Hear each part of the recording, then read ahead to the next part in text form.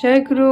দেখো বন্ধুরা, আজকের আমার দুপুরের খাবার কত জাতের পাতা শাক। দেখো, এক জাত, দুই জাত, তিন জাত, চার জাত, পাঁচ পাঁচ জাতের পাতা দিয়ে আজকে শাক বানাবো। তো দেখে নেব আমরা কি করে শাকটা করি।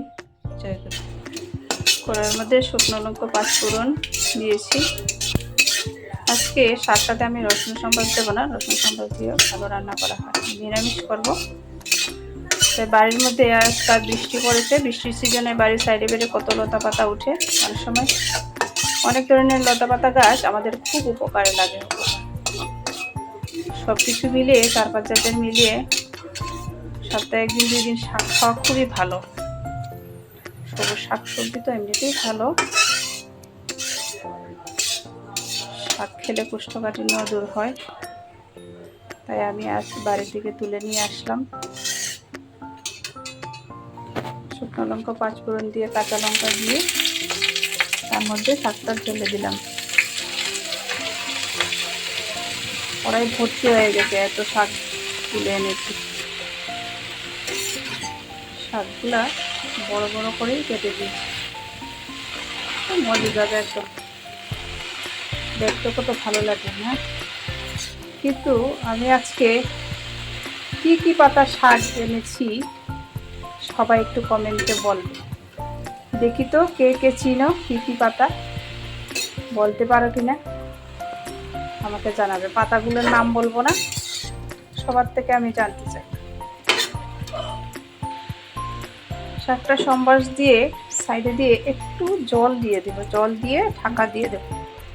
এরকম রান্না করে খাওয়া নাকি অনেক ভালো, শাকের উপকার পাওয়া যায়। এখন ঢাকা দিয়ে দেব।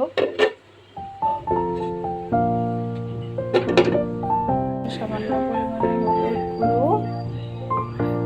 হলুদ গুঁড়ো দিলাম, সামান্য পরিমাণে নুন স্বাদ মতো দিয়ে নাড়াচাড়া করে ঢেকে দেবো। আবার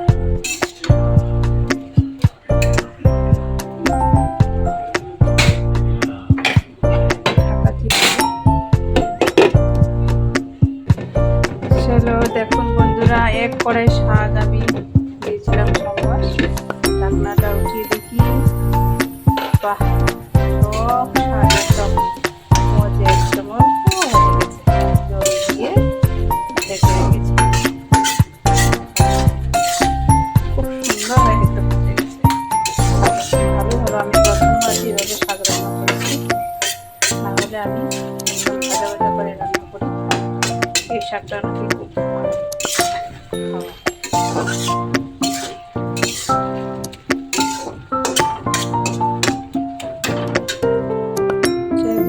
শাকটা আমি নামিয়ে নিলাম। বন্ধুরা, কেমন হয়েছে আমাকে কমেন্টের মাধ্যমে বলবে, আমি অনেক অনেক খুশি হব। এবং আজকে বিভিন্ন রকমের শাক এইভাবে আমি তৈরি করেছি। সবাই ভালো থাকো, সুস্থ